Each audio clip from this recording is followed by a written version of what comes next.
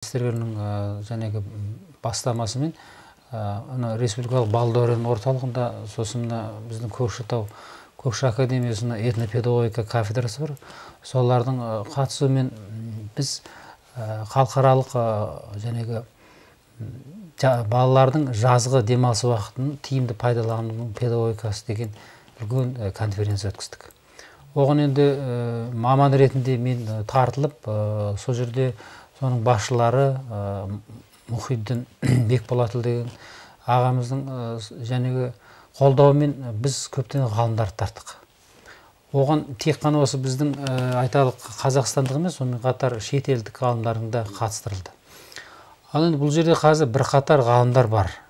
Және аталып өткен ғалымдар бар. Сосын мына бізде Искандирова деген ғалым бар, жәнегі Дмитренко деген ғалым бар, Лепишев Дмитрий Владимирович деген ғалым бар.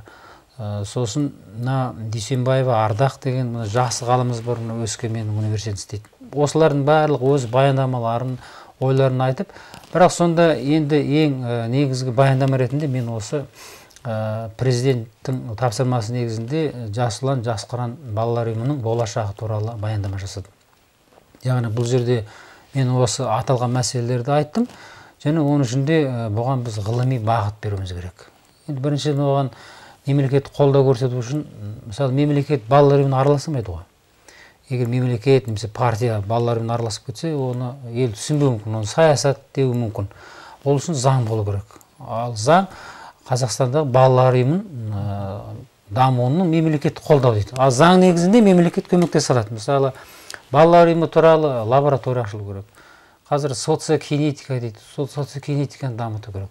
Сосын мына бізде лидерлер дайындау, сосын мамандар дайындау, олардың білімін жетілдіру деген сияқты дүниелер мемлекет тарапынан жоспар ретінде осы. Сосын енді біздің ұлттық тәрбиеге мен бірнеше ұсыныс айттым. Мысалы, республикалық оқушылар айтысын өткізу керек. Мақал мәтелдерден жарыс болу керек. Сосын мына біз бүркітті баулу, сосын түбіт ой өрнек жасаудан да өзіміздің ұлттық жәнегі нақыштағы жоғары деңгей республикалық іс-шаралар өткізу. Балалардың ұсынысы бұл. Біз интернет арқылы көптеген ұсыныстарды балалармен хабарласып отырмыз, балалардың ұсынысы көп қызықты да. Рахмет. Енді осы жаңағы жас ұлан, жас қыранда қызмет істеу үшін сол жерде сол ұйымдарда балаларды ұлттық бағытта тәрбиелеу үшін үлкен білікті мамандар керек қой. Осындай мамандарды қалай тәрбиелеуіміз керек? Қайдан түлетіп шығаруымыз керек деген мәселелер көтеріліп отыр ма? Сіздің де енді осы салада үлкен тәжірибеңіз бар екені көрініп қалды. Өйткені көп жерде біз боламыз, әрине балалар ұйымына деген кейбір адамдар пікірлер әртүрлі болады. Шынында да осы соңғы 10 жылда ұмыт бола бастады осы мәселе.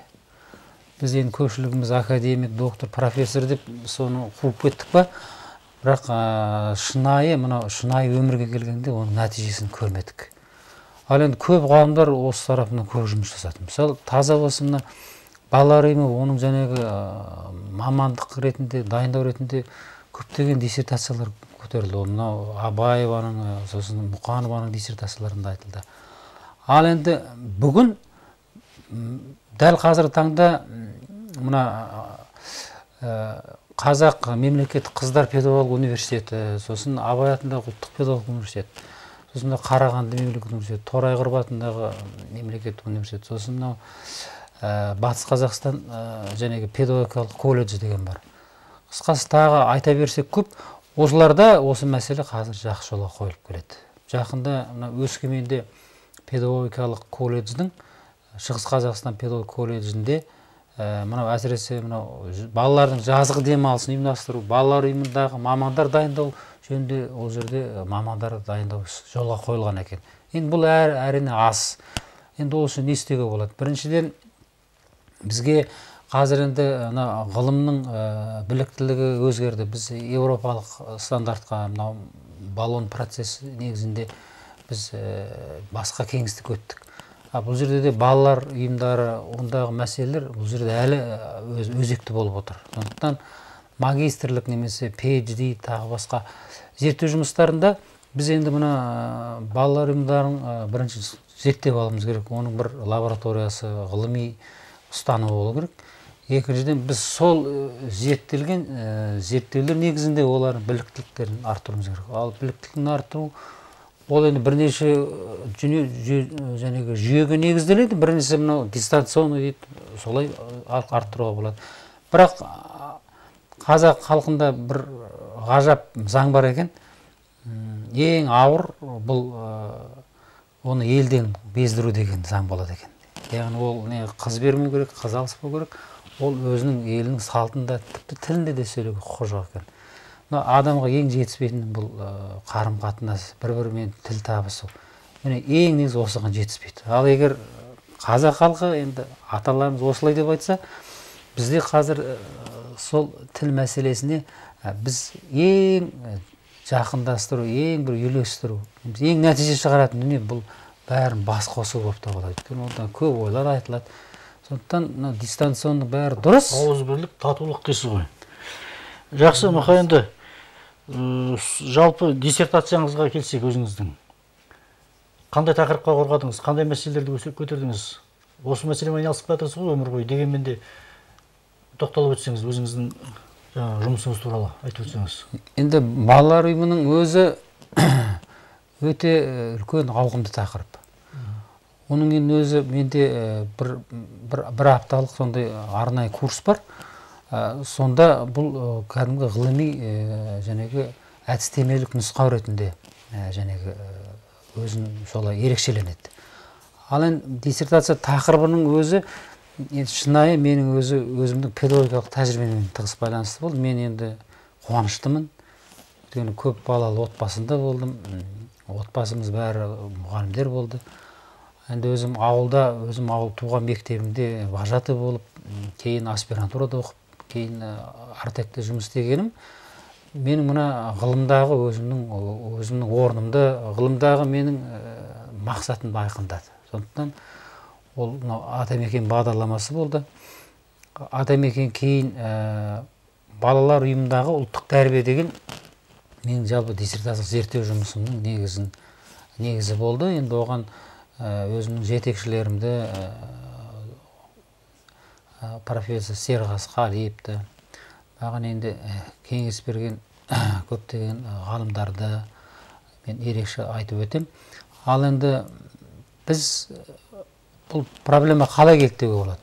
Егер мен 94 жылы қорғаған кезде қызықсыз болар еді деп ойлаймын. Өйткені мен 20 жылдай зерттеу жүргізіп, шынында да осында бүгінгі өтпелі заманға дейін келіп, өйткені балалар ұйымына өте күрделі бір тенденцияда болды. Өйткені біз екі формацияның ортасында тұрдық. Айталық 20 ғасыр мен 21 ғасыр. Екі формацияда балалар ұйымына баға беру қиын болды. Рахмет, Мұқа. Енді эфир уақыты аяқтала келді. Тағы бір көкейіміздегі сұрақты қойып қалайық. Осы жас ұлан, жас қыран дегенде немесе көзіміз көргеннен ба есімізге баяғы комсомол және пионер ұйымдары, октябрят ұйымдары оралады. Осы тәжірибе есепке алына ма?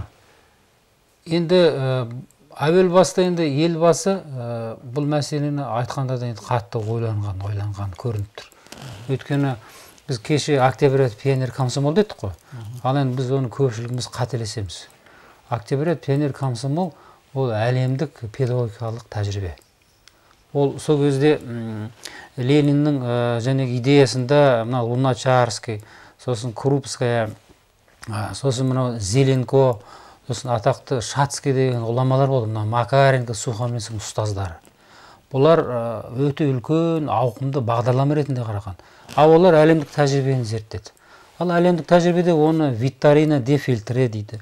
Немесе Public of School дейді, мына Америкадағы Джил педагогикасы дейді. Витторина дейді. Сосын кейін скаут дейді. Ал енді бүгінгі жағдайда елбасы назар аудару немесе ғалымдардың да осыған назар аудару тегін емес, бұл әлемдік практика. Сондықтан бастауыш буын жас қыран, орта буын жас ұлан, жоғарғы буындар жас отан болса, бұлар октябрь пионер комсомол деп қайталайды. Басқа бізде бұнда бізде басқа конструкция жоқ. Біз ол конструкцияны бұзуға болмайды. Ал оның қысықты болу үшін біз оның формасын, оның мазмұнын мәнді қылуымыз керек. Осылай мәселе. Ендеше, Мұқа, рахмет, бүгін уақыт тауып студиямызға келіп, мынау үлкен жұмыстың алдында сұрақтарымызға жауап беріп, көп мәселені түсіндіріп бергеніңіз үшін көптен көп рахмет. Жұмысыңызға жеміс тілейміз. Осымен ардақты ағайын, өзекті мәселе ақпараттық сараптамалық хабарының кезекті көрсетілімін аяқтаймыз. Аман сау болыңыздар.